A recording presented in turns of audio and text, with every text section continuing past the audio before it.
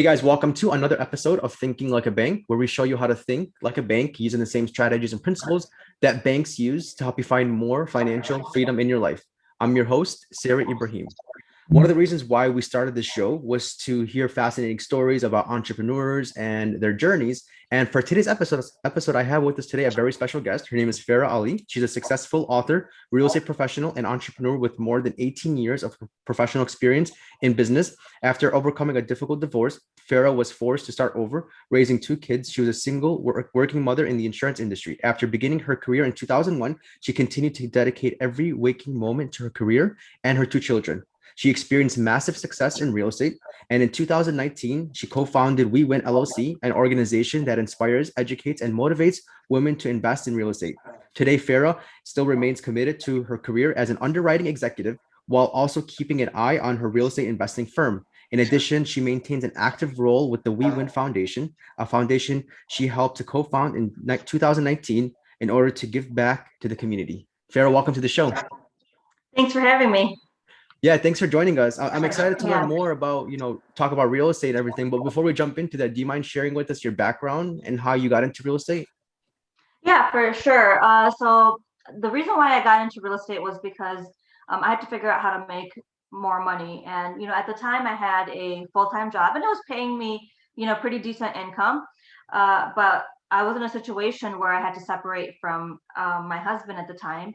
And the way I had to separate was one in which I couldn't let him know immediately. So I had to basically take a few pair of clothing and, I rented a house that was about 10-15 minutes away and walked into an empty house. I couldn't take anything with me, no furniture, nothing, because like I said, I couldn't really tell him that I was going to separate. But what I did have was two young kids that I had, responsibility for. So we all walked into this home, empty house. And from there, I had to figure out how to build up, from buying tables, furnitures, and then, just the income, the money I was making from work was enough for like the day-to-day income, right? But then as I knew that as the kids got older, I would have more and more expenses. And I already knew that I wasn't going to get child support because he wasn't working at the time. So I'm like, oh my God, I have to figure this out by myself. And that's kind of what got me into real estate investing, because when I started researching online, and you know how most people just type in like how to make more money or whatever, Yeah. or how to create wealth, right? Mhm. So I did that, and all the articles and books that I was reading, wealth really truly came from real estate. There's Mhm. other ways to make money like stocks and things like that, but according to my research, I felt like real estate was the way to go. So I ended up going into a seminar, and from that seminar, I was really blown away by the information, and I ended up hiring the guy that had the seminar. I ended up hiring him Mhm. to coach me because he does like a coaching program, and it's a class. And then from there, basically, I was able to learn from, I mean, having no experience at all, learn how to invest, where to find the money, how to do a rehab, all of it from A to Z type of thing. So that's kind of how I, got into real estate. It's basically because of, I guess, my desperate situation that I Mhm. had to turn Mhm. into. Yeah. Yeah, definitely. And I appreciate you sharing the story. I think a lot of, I also read a lot of books too. And a lot of books that I read where like people are become like super successful, it's because of some sort of hardship they've had in their life. They had no other choice but to be successful. So I think that really resonates, the story you just mentioned, and I appreciate you sharing that. Now, how so far with your experience with coaching, how like significant is that to you? Like how much of an impact has that had on your life? I don't think I would have been successful without a coach, honestly, or it might have taken me a lot longer. Mhm. The nice thing with having a mentor or a coach is that you don't make, it's not only the educational part, but you Mhm. don't make mistakes that newer investors or investors would normally make. So if you have somebody who's done, 100, 200, 300 plus properties, they've already been through all the mistakes. Mhm. They already, Mhm. it's real estate, it becomes like part of their gut intuition, right? Yeah, yeah. So those are the type of people that you want to start working with, where people can look at a property and be like, no, stay away from that one. Mhm. Because that's why a lot of people, I think, some people have a sour taste in their mouth about real estate, Yeah. is because they're doing it the wrong way. If you do it the right way, there's really no issue. I mean, I've done over 60 transactions in the past 6 years, real estate transactions between flips, wholesales, and actually having single family rentals. And not one of them have I lost any money. Okay. And So that's because of having somebody to kind of teach you and handhold you throughout the way. yeah, that's actually a good example. Do you mind sharing, like, for example, like you're in Chicago, right? In the Chicagoland area? Yes. Yeah, so am I. So like for example, if you were in a suburb of Chicago looking at a single family home and then the intention was to flip it, what are some indicators you would look at to see if it was a good deal or not? All right, so the first thing, I'll give an example of 2 flips that I've recently have done. One I closed on a week ago, and one I'm closing on in the next week. They're in both of them are in Broadview. So what you look for is, obviously the area. You have to analyze the area that you're investing in. So is it a good area for rentals? Is it a good area for flips? Is it desirable by people? What type of people are moving into that area? And then obviously buying it at the right price. Both of these properties were listed on the market, MLS, and you have to also pay attention to what the market is doing. Right now, the market is super, super hot, right? Yeah. So that if you even sell it for these properties, the offers are being made $10,000-$15,000 above list price, right? Yeah. So I had that in my mind. So I probably paid $5,000 more than I would have last year, but that's okay because I know how the market is going. And then I knew that there in that area there were going to be it's a bread and butter area, right? Yeah. So the pool of people who are buying is a lot more than, like, let's just say in Hinsdale or Burr Ridge, where you have $1 million homes there, but the pool of people buying is a lot smaller because not everybody is that, that type of wealth, right? So just kind of keeping those things in mind, but purchasing the property at the right price is key to everything. If you're not buying it at the right price, then your deal is not going to work. Because we're buying distressed properties or properties that need some updates, and that's where you have that discounted price, and then from there you just rehab it, and it appraises for a lot more, and either you flip it, or if it works for a rental, you rent it. And how are you coming across capital to buy these? Let's say, for example, to use even numbers, the property is $100,000.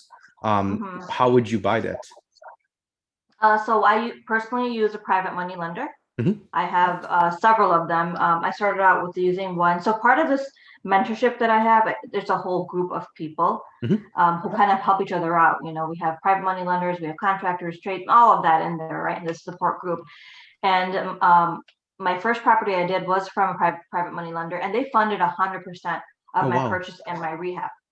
And so if you look at my situation where I told you that I didn't have any money, I really didn't have any money. So I feel very, very blessed that I'm a part of this group, because if I didn't have 100% financing, it would take me another year or so to save up that kind of money to be able to put 10% down or whatever, with these hard money lenders that they require, or even 20% down for retail. So so everything was funded, and then once I fixed it up and I refinanced it, the loan that I had, the long-term loan, paid off my private money lender completely in full. I actually had money that I could have even taken out because it appraised for higher, but I chose not to. I just kept it in equity, and then I just did my second one. And from there, I just got to know other private money lenders in the group, and I was able to use, I have like 7, 8, 9, 10 private money lenders right now that I have access to, actually a lot more. Okay. And I try to use like my 7 to 8 top ones for investing. So, and they all do 100% financing. That's actually the first time I've heard of this. Obviously I'm aware of private money lending, and I know that it's usually 20 or 25% down. But I didn't know that you could do 100%. So like in the example, if it's $100,000 for the property and then it needs like $10,000 in renovation, you could actually finance $110,000. Yes. Oh wow. Yes, Okay. you can. And then what would be the typical interest rate on that? Typical interest rate, it depends on experience, but I'm going to say that for somebody that's new, it will be 12% and 2 points. And that's kind of like standard. So we always built that into the profit, right? When we're doing our numbers and calculation, we're like, okay, this is what financing is going to cost. This is what the rehab is going to cost. Now this is what my offer should be. So we work it backwards. So that way it's a win-win. The private money makes some money off their, interest. It still works for the investor. And then as you gain more and more experience, like you can always negotiate with your lender, right? Maybe you do 10%, and no points, or 12%, no points, whatever the case, right? So everybody's different. It's all relationship after that. But, if you're going to get 100% financing, I know some people are like, wow, 12%, 2 points, that's high. Yeah. But no, not if you're going to, be able to do a real estate deal. You can't be that picky, right? Let somebody else make a little bit of money, or partner on a deal, or whatever the case is. Exactly. Yeah, you can't have it every way. Like if you don't have any money to start in real estate, like you don't have that many options. So when you do come across 100% financing through private money lending, even if it's 12 or 14% interest, I still think it's a good deal, because that situation is much better than not doing any real estate at all. Right. Exactly. And a lot of people try to, they don't have that mindset. They're like, no, I'm not going to pay that kind of money. It's actually not a lot. I mean, if it was your money, you would want that, right? So if you're lending your money, you would want that. So you got to look at it both ways. Exactly. Yeah. And like you said too, as you're getting more experience, the interest starts coming down because you start building more trust with the private money lenders. They know you, and then they want you to keep, for example, one thing we do with is infinite banking, where we're working with clients and helping them become their own source of financing. And one of the principles behind that is earning compound interest over time. And in the shoes of the private money lender, it's always smart to, even if the interest is going down, like from 14% to 10%, it's good to keep that money moving. So the private money lender is still making money. Even when the interest rates go down, they're still making money. So it's good to have these relationships. And like how you mentioned, you have a group now. So like, besides the private money lenders, who else do you have in your group that you're working with? We're all like a network of investors. Most of them here are in the Chicago area, but we are growing nationwide and stuff. We're going to be doing stuff in Florida together. But it has a lot of other investors in there, and sometimes, like, if each one of us has too many deals on our plate, we'll kind of, like, hey, I've got this, I'll wholesale it to you, or I'll give it to you because I have too much going on. I mean, I've personally done 20 wholesales myself where I had too much. I'm only a one-man show right now, meaning like, I'm investing by myself. I don't have like a business in the sense where I have people that I hire to manage or anything like that. I manage all my properties. So, if I have, let's just say 7, 8, 9 deals going on at once, I'm still, kind of working part-time. I have my kids that I'm taking care of. I'm part of this We Win Foundation. So I've got a lot going on, right? So there's only so many deals I can handle. And so if I have too much going on, like one of my investor friends or in the group, or, be like, hey, I have this, do you want this deal? I'd rather give it to somebody I know than it just go off to somebody else, that type of thing. So that's in our group. We have, contractors, tradesmen, things like that we help each other. I have a contractor that works on all my deals. I'm getting to know some more as well. Like the mentors are in there, people who are more experienced than I am, people who are less experienced than I am. So I'll help mentor other people in the group. People help me. We all have our areas of expertise, and it's just you grow and you feel more comfortable when you have a support system. Oh yeah, absolutely. Yeah, definitely. I think, that's a huge part of it. Like, back to the coaching, obviously the coaching, the mentoring part is a huge impact too. Like, I've also had that same in my life. Like, I've hired coaches, had mentors. So yeah, definitely it works. And I think this would be almost impossible to do like completely on your own, like no support system, no, coaches. It would be it would be possible, but it'd be very difficult to do. So yeah, thank you for sharing that. Now, so as you're helping new people now get into real estate, are they all like active investors that you're helping, or do you have any like passive limited partners too? Like somebody, for example, who's like, Farrah, I'm a full-time doctor. I make $300,000 a year. I want to get into real estate, but I don't have the time to do anything with it. Could they just invest with you, and then you would do the work, and then they would get like a return from that? Is that something you have going on right now? Yeah, there are people. I personally don't do it, but there are people in our investing group that they have the time, so they partner up with somebody that, like you said, that's a busy professional. And what they do is they may do all the funding, and they'll partner up with somebody. So it depends on the relationship, right? So they won't charge any interest at all, but they'll provide the funding to the deal, and maybe do something here and there. As far as, there are a lot of different partnerships that can be made. Somebody who brings, the biggest thing is bringing the property to the table, right? That's, if you don't have any property, you have nothing, you have no value. There's a flip that I just did recently, and I had my contractor be my partner in that deal because Okay. I wanted my labor rates to be very, very low. Hmm. So, and he gets really, really awesome price and materials. Hmm. So I wanted my labor rates to be low. So that way I'm like, you know what, on this deal, I'm going to partner with you. Yeah. And so it was a big rehab. Now, if it's just like a small cosmetic thing where I Yeah. know that no surprises are going to come up, then, I'll do the deal myself. But I feel like if it's a rehab, like sometimes a gut rehab maybe, or full rehab, I might partner with my contractor. That way, like he deals with everything, like from A to Z, from Hmm. maintaining the lawn to everything in the house. And that way I can focus on more acquisitions. So my part is freed up, right? So your strategy will always change depending on what's going on at the moment, but it's good to kind of know the different strategies and different partnerships that you can have. Yeah, I like that. So in this example with the contractor, you pretty much paid for the services, I'm assuming, through potential profits that you were expecting from the property. In other words, instead of saying I'll pay you up front for the labor, you partnered with the contractor and the contractor gets their money for their labor after the property is sold. Well, actually, in this case, I borrowed the money Uh-huh. from the private money lender, so I was still paying him for his work, but Okay. he gave me drastically reduced prices because he's a partner, right? So instead of Okay. making, 15, 20%, he's just charging me whatever his labor, his cost is, or Mhm. his subcontractor's cost is, and not making any money of his own, right? And then he gets profit at the end Yeah, I like after that a fees. lot. Yeah, Yeah. it's a savvy way of keeping deals moving and keeping your costs low. So I like that. That's smart. I was listening to you on another episode, and you were saying that you read a lot of books. What are some books that you recommend about like real estate? Like if for people who want to get into real estate, what are some books that you recommend? So besides mine, of course, I'm Oh gonna yeah. say Rich Dad Poor Dad was probably the one book Uh-huh. that got me really into the right mindset. Like I didn't know, anything at all about real estate. I didn't even know a world of real estate really existed. Hmm. Because I was kind of in my, own world of going to school, then went to college for a few years, and then, got married and had kids. So like it was just I was kind of raised in a box, that Hmm. type of thing. But when I read that book, that's when I realized about the whole employee mindset and all that. And so that would be one book. I read The Millionaire Next Door. That Hmm. was a good book too.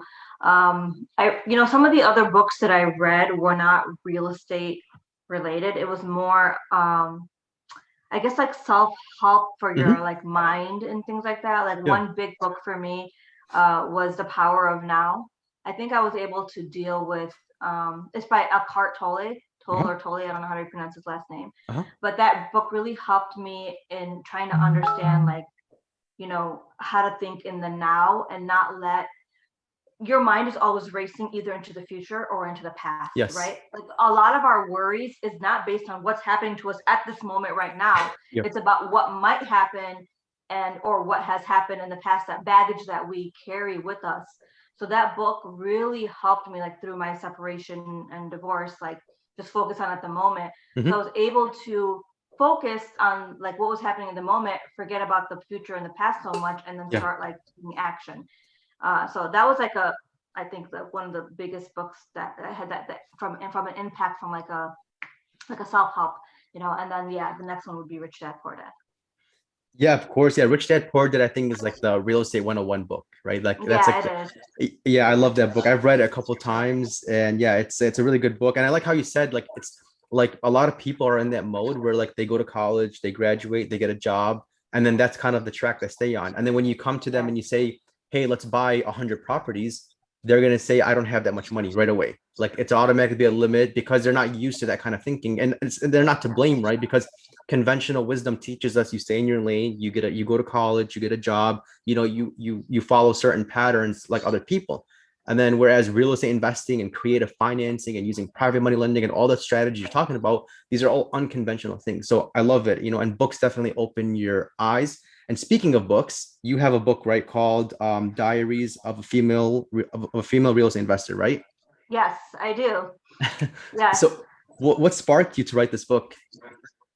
I actually wrote the book because I was getting a lot of questions Hmm. on, how I started. Because some of the friends that know me, know that I didn't have much. So like, how did you do it with, with the, because you didn't really have any money, or how do you have the time to do it with the kids, or how are you doing it working full time? Like all these questions kept coming to me, and I was like, you know what?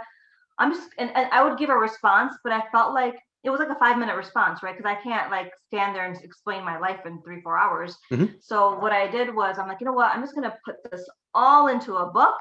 And then the next time somebody asks me, I'm like, here's a comprehensive, answer to everything. So yeah, like it talks about how I prioritize with raising 2 kids on my own, like what are some of the strategies I use. I talked about how I did it while working full time. I mean, I've worked full time all my life. Just last year is when I actually moved from full time to part time because now I have all this other stuff going on that I want to focus on. And I was able to do that because of real estate investing.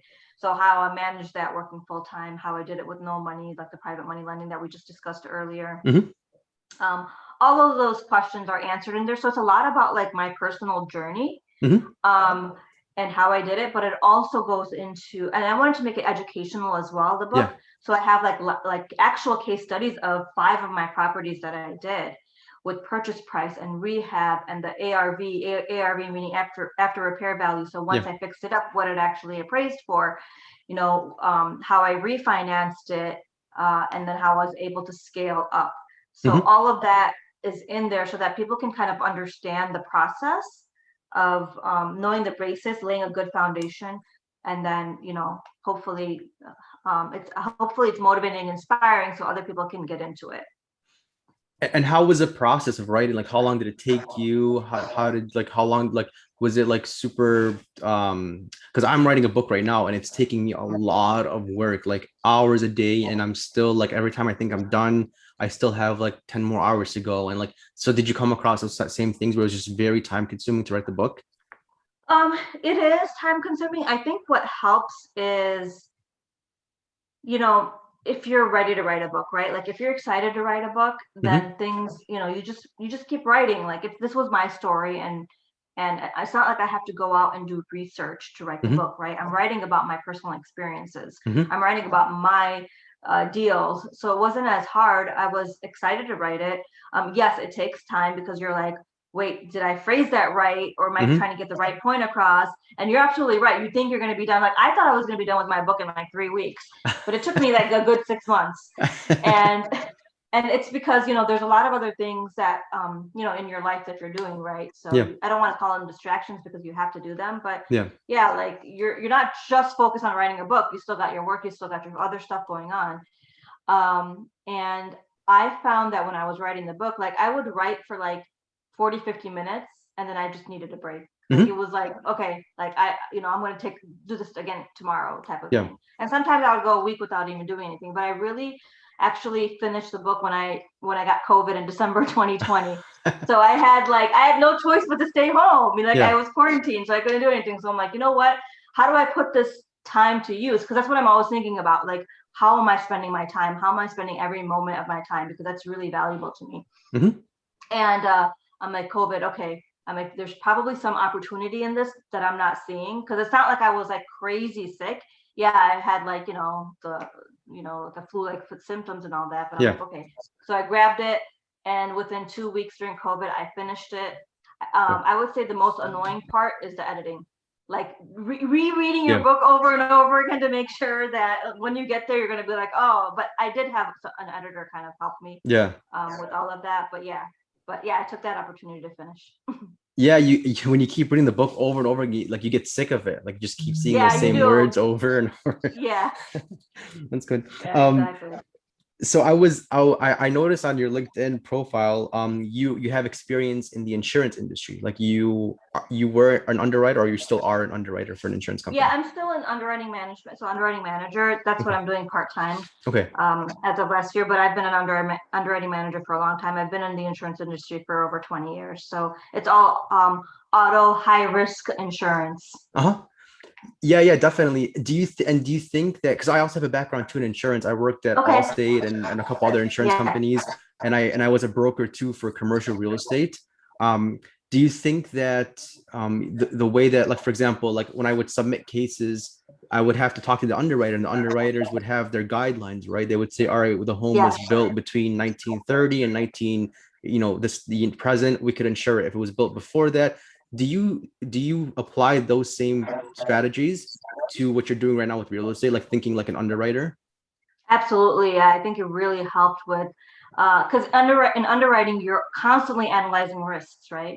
Yep. So you're like, okay. So I think that really helped because as I was analyzing properties, I did exactly that. Like I don't buy properties, that are like built in the 1900s, unless it's in the city of Chicago where they're brick and Yeah. they're pretty solid, right? Yeah. But like frame houses in the suburbs, I'm not buying because I'm sure something's gonna come up or whatever it is. So I like let those go. But yeah, no, that I think really helped analyzing, doing the numbers because that's all I was doing.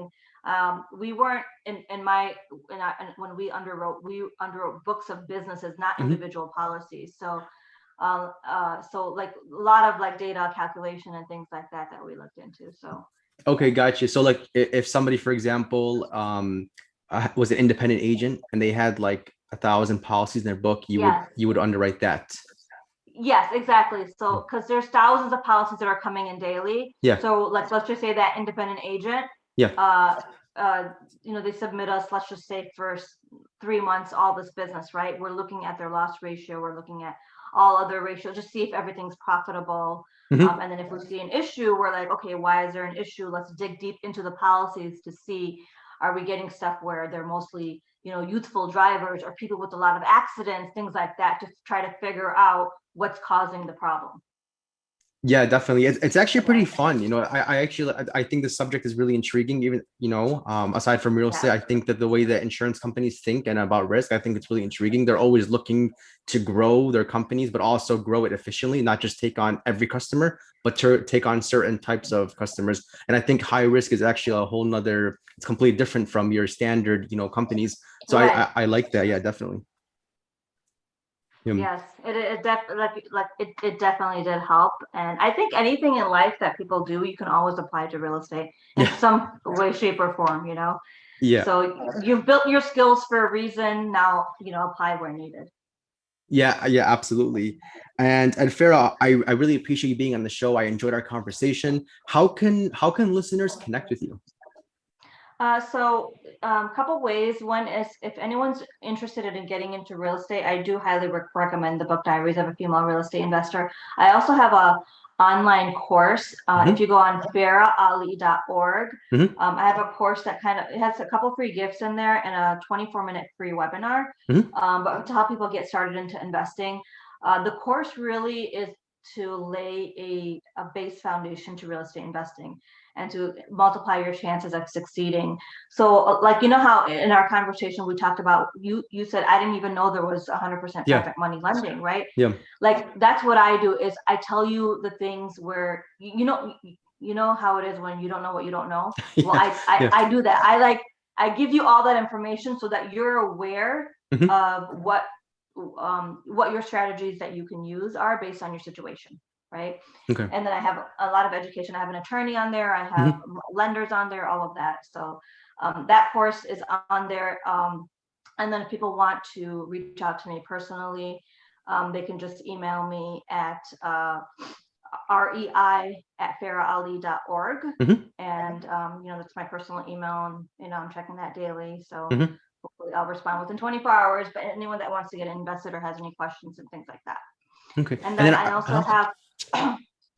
I also have a platform for We Win. It's on Facebook, Mhm. that We Win One. So trying to help women get into investing. I mean, men are invited as well if they want to. So that's kind of the different ways that you can get a hold of me. Okay, perfect. And then are you also active on LinkedIn? Yes, I am on LinkedIn as well. I just actually started getting active about a couple months ago because Okay. I learned that once I have a course, I have to build my social media presence. Yeah, So, definitely. before I just had Facebook and, I have Instagram now, which is Farrah Ali 7, and I'm on LinkedIn as well. Okay. So I'm working on that. That's like my next thing. And then how about a podcast? Do you want your own podcast? I don't have one. I mean, I did have one with We Win with a partner. We actually called it a showcast. It's not a podcast, showcast, because it was not just audio, it was visual too. So we made up our own name, but we're looking at starting that up again. So maybe in the next month or so, we'll have that. And it'll be on our We Win website on Facebook. Yeah. Okay, great. It's wewinchicago.org. Okay. And I'll be sure to add in all the links that you mentioned in the show notes, so that you guys can just click and connect with you, and hopefully they connect with you. Farrah, thank you so much for joining us. I look forward to bring you back on the show in the near future. Thank you. Thank you so much for having me. It was fun. Thank you. Thanks. To learn more about what we do and how we can help you grow more wealth, please visit www.finassetprotection.com. That's FIN assetprotection.com. The topics presented in this podcast are for general information only and not for the purposes of providing legal, accounting, or investment advice. On such matters, please consult a professional who knows your specific situation.